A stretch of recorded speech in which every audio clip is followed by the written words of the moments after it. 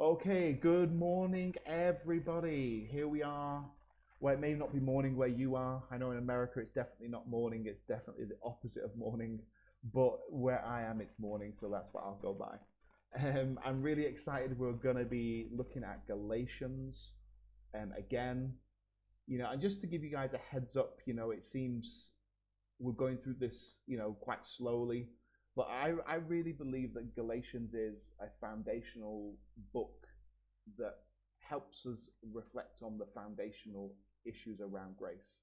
And I really believe this about grace. If we get the message of grace wrong or skewed, then it affects everything else. That's the reality. So I just taking this as an opportunity that I see this as building a foundation, and it takes a long time to build a foundation. At school where I've been working, they were been building a building for like longer than I've been there, like 2.5, 3 years.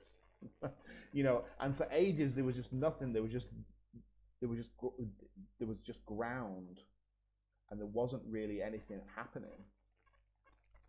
And so you just for a long time you saw nothing. You just saw them digging down, digging down, digging down, and then in the space of about 8 or 9 months, this whole thing just went up really quickly. And I think that's a really good analogy of what I feel like is happening with Galatians, that we're going deep, but it's not that we're going deep because we're building our knowledge. We're looking for revelation, and I really believe that's the key to success in life, is building by revelation, not just knowledge, and so we're going by verse, but we're wanting to hear his voice as we go through, because being in church as long as I have, the one thing that the church gets wrong is this understanding of grace. And if you screw grace up, you screw everything else up. It affects how you reach out to unbelievers. It affects how you pastor people. It affects how you train people. It affects so many things. And for a long time, I did ministry without a revelation of grace. So I do know the difference of before grace and after grace. And I am much nicer and much more relaxed post grace, because religion puts you under the pump. Even if religion has a good intention, it still puts people under the pump, and you see people as us and them, lost and saved, where actually grace sees us that we're, Paul said to the people in Mars Hill, you know, we, we are all God's children. And these were people who were not saved. So, Paul had a very radical thinking, saved, quote unquote. That he had a very radical thinking of how he dealt with unbelievers, and I think grace helps us regulate that in a really healthy way. So yeah, glory. Where did we leave off? Can anybody remember? Verse 5, I think.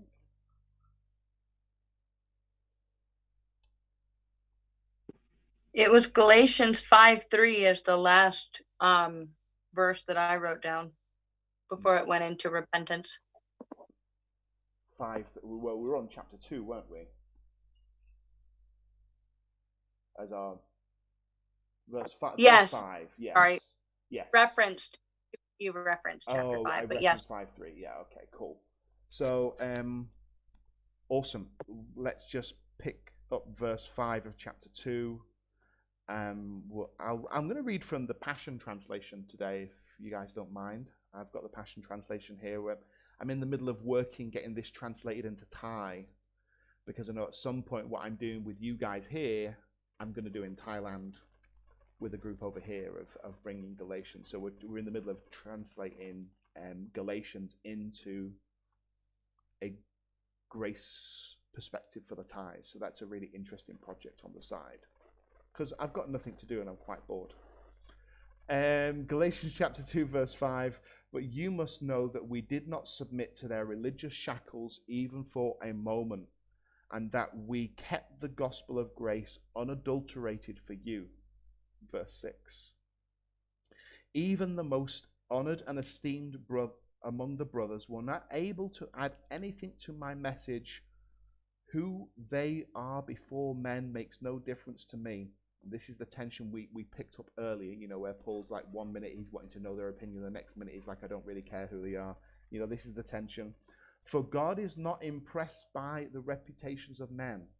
Verse 7. So they concluded that I was entrusted with taking the gospel to the non-Jewish people, just as Peter was entrusted with taking it to the Jews. For the same God who anointed Peter to be an apostle to the Jews also anointed me to be an apostle to those who are not Jews. I think we'll leave it there. And so, we did touch on this last time, verse 5, and so we're not going to go into it really deeply, but I really like the Passion Translation here where it says, we kept the gospel of grace unadulterated, pure for you. Their heart and Paul's heart and purpose was not to do something for himself, but to build something for people. And I think that's a really important distinction, that why do we do what we do? Are we doing it? Are we fighting for other people's freedom, or are we fighting for our own freedom? I know for a long time I fought for my own freedom. And I think there's a shift happening. And I think, it's not necessarily wrong to fight for your freedom, but when you've got your freedom and you've won that battle, what are you doing with it? Because sometimes we do have to fight for our freedom. I'm not saying it's wrong that we fight for our freedom, but what's the outcome of that? I think that's really important. Did anybody want to comment on verse 5 before we sort of move on?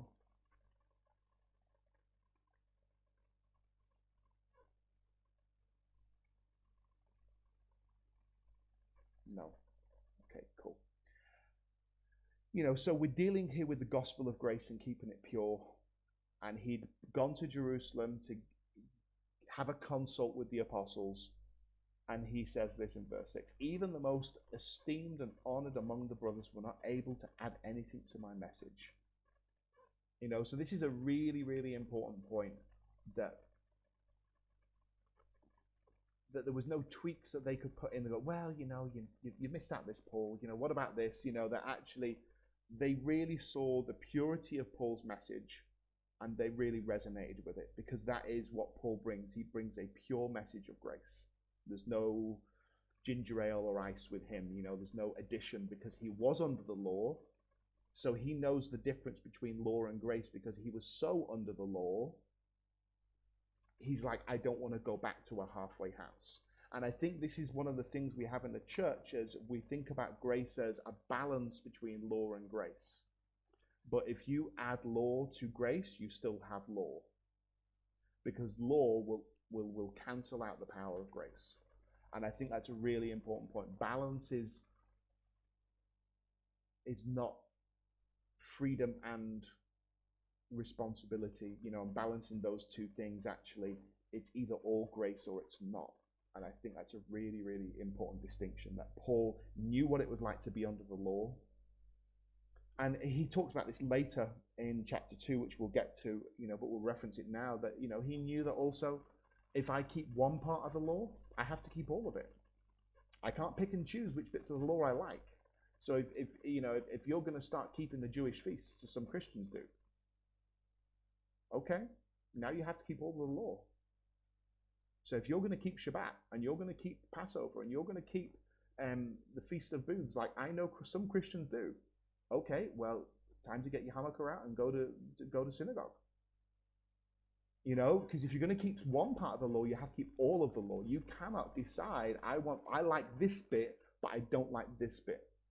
So if you're going to keep and celebrate the feasts, then, put your pork sandwich down and put your bacon away and, live a kosher life.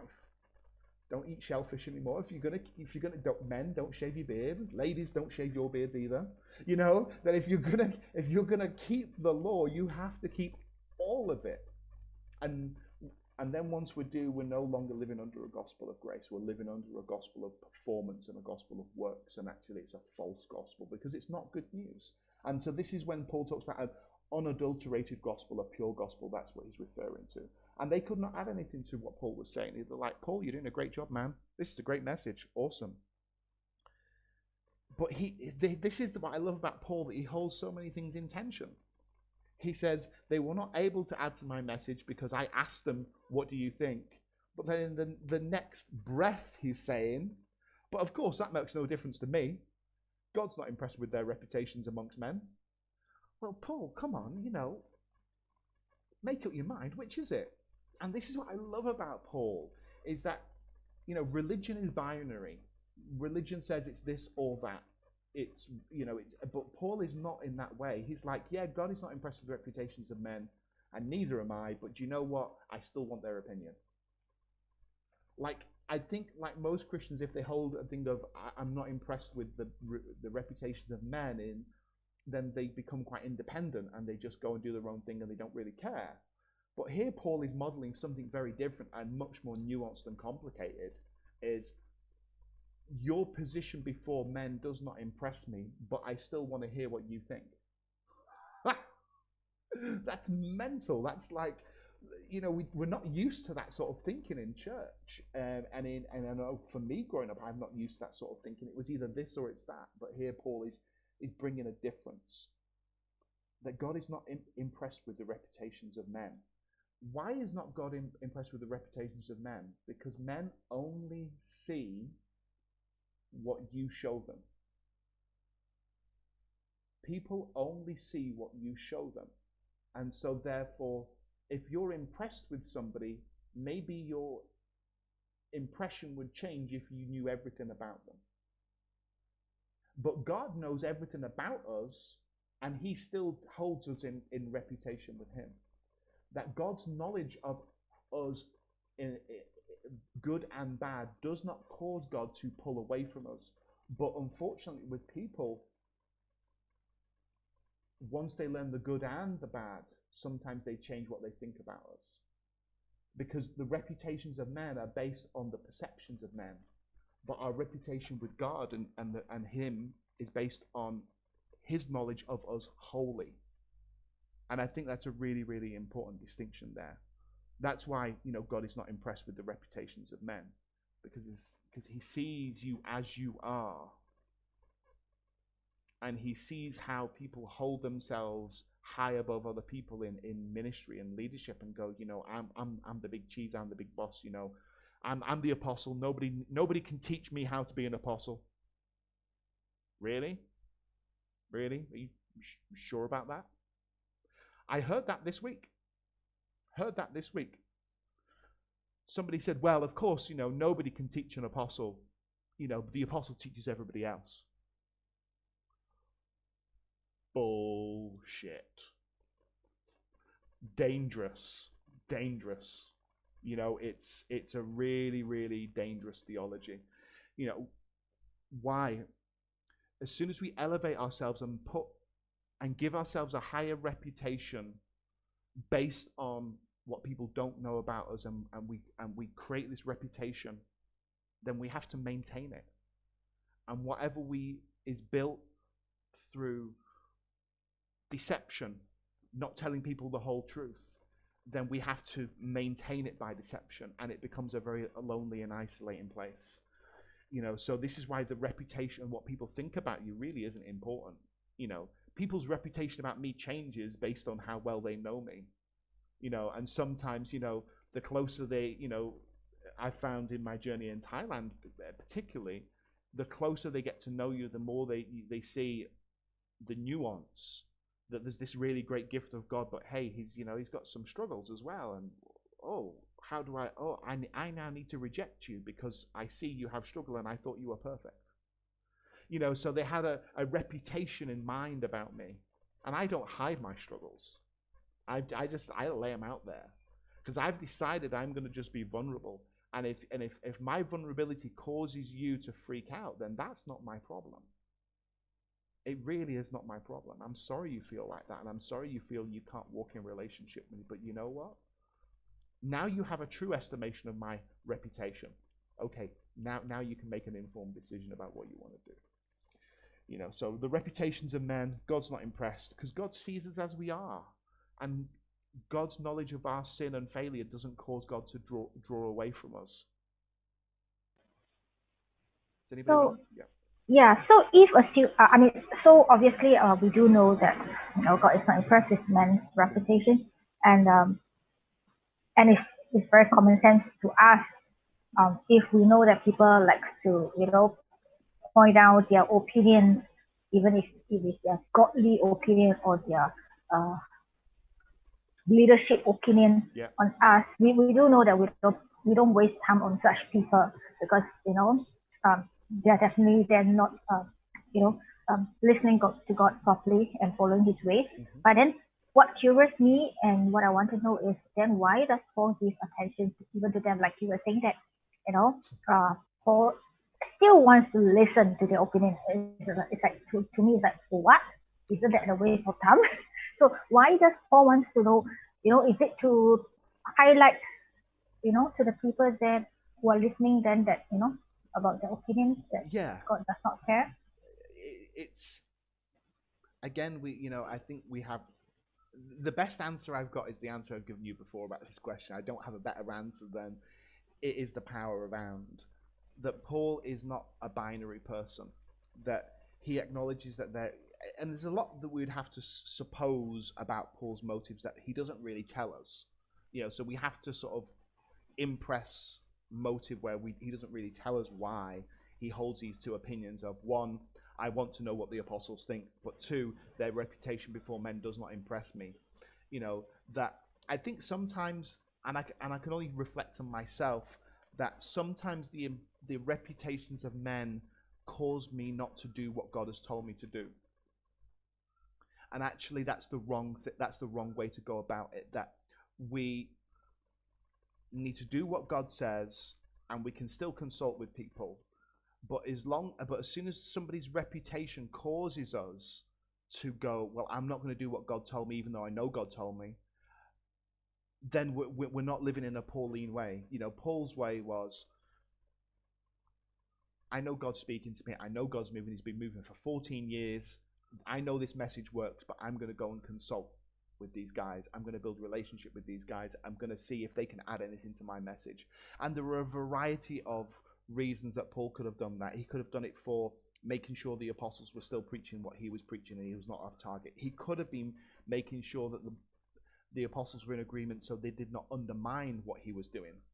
That was alluded to when he said, I don't want to waste my time. I don't want to run in vain. Maybe he would have run in vain if they were undermining him secretly. Three, he could just really want to get an outside opinion, because if it's really God, then they are going to be in agreement with him. Because he's not just talking to anybody, he's talking to like the originals. He's not just talking to Bill down the road, who's been a Christian 2 minutes.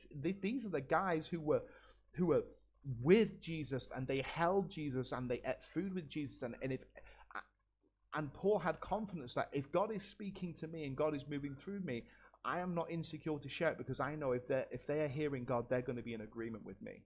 And Paul takes this line all the way through his writings. When you look in Corinthians, he says, you who are spiritual will know that I am speaking of the Lord. So he recognizes that if God is really speaking to him and he really believes it, then you're going to be in agreement with him. And he's not frightened of that, because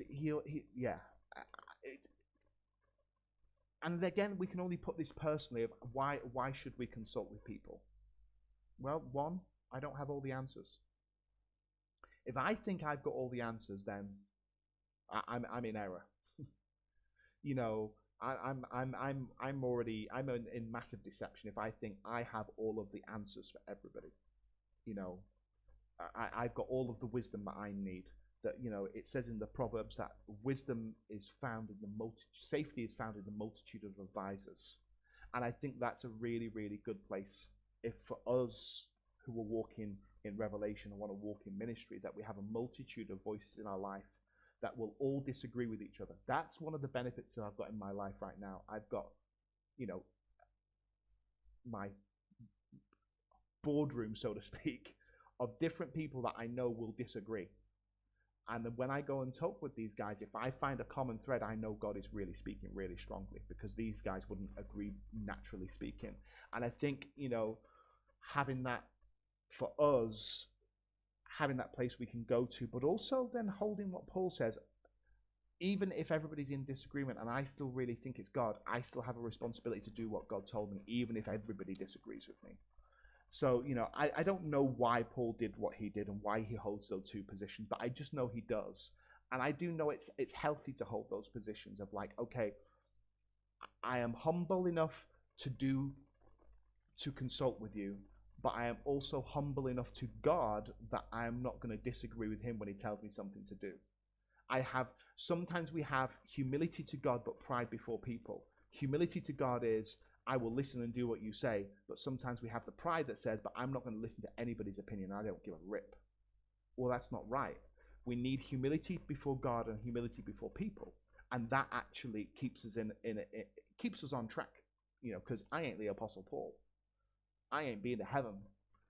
I haven't heard inextricable mysteries. So I cannot compare myself in that way with him. I have to go, okay, what did he do?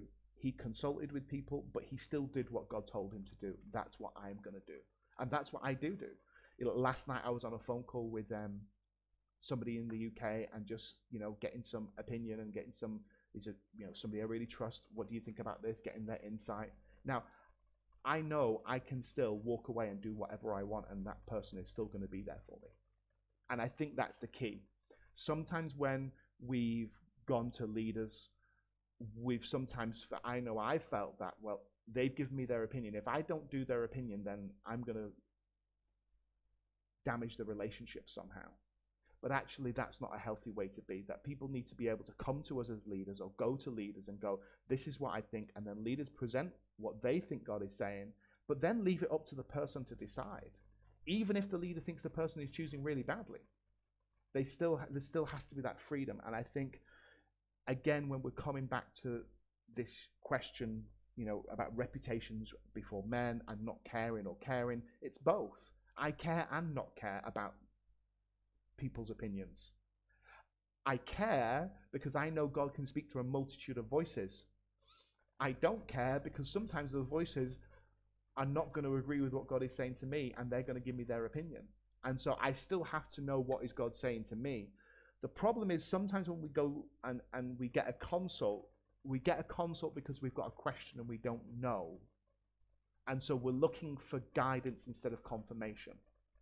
And I think this happened to me yesterday in church. There was this older guy who came to me and he's like, have you got a prophetic word for me? And this guy's I would consider him, he's probably early 70s in his age, and I would consider him a prophet in Thailand. He's somebody, he's got a real strong seer gift. He's not got a great revelation of grace, but I really respect his gift. And he was like, well, have you got a word for me? Well, I know that when people ask you, do you have a word for me? It's because, and I just saw this big question mark, and I said, you've got a question mark in your heart, and you're not sure about what to do. I said, well, maybe your question mark is actually the answer, that right now you don't need to do anything until you know what God is saying to you. And I think that's a really, I think there's a lot of wisdom in that for all of us, that, that we go to get a consult when we know what God is saying to us. Because otherwise, if we don't know what God is saying to us, then people can mold us in an unhealthy way. But if I go to them and saying, well, this is what I feel God is showing me, this is why I think He's showing it, what do you think? And then they've got parameters in which to work within. And I think that's probably a really good way forward. I don't know if I answered your question, but yeah, I think you make quite a good point to highlight that sometimes when we seek men's, I'm trying to summarize. Yeah. When you seek men's counsel, or rather when you seek men's opinion, yeah. It's not to because we are uncertain of what the Lord is telling us. I think Paul presents a very good teaching for us is confidence. And this confidence is not like, okay, I'm so arrogant, so you just tell me your opinion, I want to hear it, but I will not accept it. It's not a proud and arrogant confidence, but his confidence is that he is so certain that he heard what the Lord asked him to do. And I believe this has to do with the relationship that he had with God, where he was trying to search, who this God is. Yeah. And in that search, he has cultivated a very disciplined and strong relationship with Him. Yeah. And the fact that this confidence is so rested on God and rested on the fact that He knows whose voice He has heard. Even when He seeks leaders' opinion, He's not, He is not going to totally ignore what they say. He's going to take them as counsel. But yet, on the other hand, from the inside of Him, He knows which part is not right. And I think it's such a good learning because for us, sometimes we are really very extreme. We can be very arrogant when we seek men's counsel. On the other hand, we can be very swayed and by men's counsel. So if assuming if somebody were to help, if assuming I have something in mind and then I share with somebody or share with a leader, hoping that I can get a favorable answer. But if I don't, so it's either my pride will come out and say that no, you're wrong, and then I don't even pray about it but I just stick to okay, I hear God. Or the other extreme could be, oh, okay, and then I suddenly lost my balance with God and not be very certain that I've heard God. So I think Paul here is a very good illustration of confidence in God and confidence in himself that he heard God. And I thought that is really good because we cannot be tossed here and there, by our own arrogance and yet by man's persuasive words. Yeah. Yeah. That's good. That's good.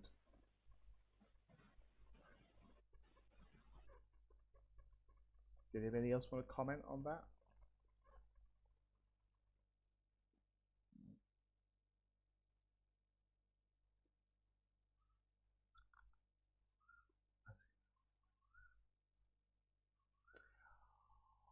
Oh, Florence, that's a really good question, but we'll answer that in the prophetic group. On Tuesday we've got a prophetic call. I'm going to pick that up on the prophetic call. Florence put in the chat, people asking for a word from the Lord is like going to the fortune teller. That's a whole. I'll pick that up on the prophetic phone call on Tuesday. So we'll start with that statement on the prophetic phone call, Florence, because that's a really interesting concept you've put there. I really like it. So yes. So I think when we're dealing with if we do get counsel and people disagree with us, there's two responses. There's three responses we can have. One, we rise up in anger and pride. And we say, well, I know God said so, I don't care. Wrong. Two, we can go, oh, you've disagreed with me, I can't do it now. Wrong. Three is, you've disagreed with me, and the only reason I'm talking to you is because I respect your opinion, and I respect you, and I trust you. So I'm going to take this back to God and just double check. And then we go back to God and say, God, they said this. And God will go, yeah. And either God will agree or disagree. And I think it's just still maintaining that openness that, criticism or disagreement is still an opportunity to learn. And we mustn't take disagreement as rejection. And we mustn't take contradiction as persecution. And this is what I see a lot happen in the church, that we see people disagree with us and we think we're being persecuted. People are critical of us, or they give a contrary opinion to us, and we rise up in anger and pride because we're insecure. But if I'm only consulting with people that I really trust, then and I know their heart is for me, then when or if they do disagree with me, I can then go back to God and say, God, what do I do about this? Did I hear you? And that's what the tack I take is when I go to people and get a consult. If they really do bring something very contrary to me, I do take it back to God and say, God, this doesn't chime with what I feel you showed me. Can you explain this to me more fully? Like, what am I missing here? And sometimes he'll show me something I'm missing, but sometimes he'll show me a bias in them that's caused them to give the answer they have. So I think even if people do disagree, I think we still have to remain open to that and go and then take that back to God and use that as a point of interaction with God. Glory. it is 34 minutes and 40 seconds. So, unless anybody's got anything to say, I'm going to call it quits on this. I'm going to pick up Florence's idea that you've put there, Florence, because I really like it. So that's about, and that's really will fit in with the message I've got for Tuesday about becoming a prophetic voice. You know, what does that mean? And when people come and ask us for a word, and how do we deliver words? And so I'm going to sort of deal with about being a prophetic voice to people and how that happens. You know, so that really is in tune for Tuesday's message flow. So I really appreciate that. So, we all good? Okay. I love you guys. Prajati upon, as we say in Thailand, good night. Thank you. Thank you. Bye.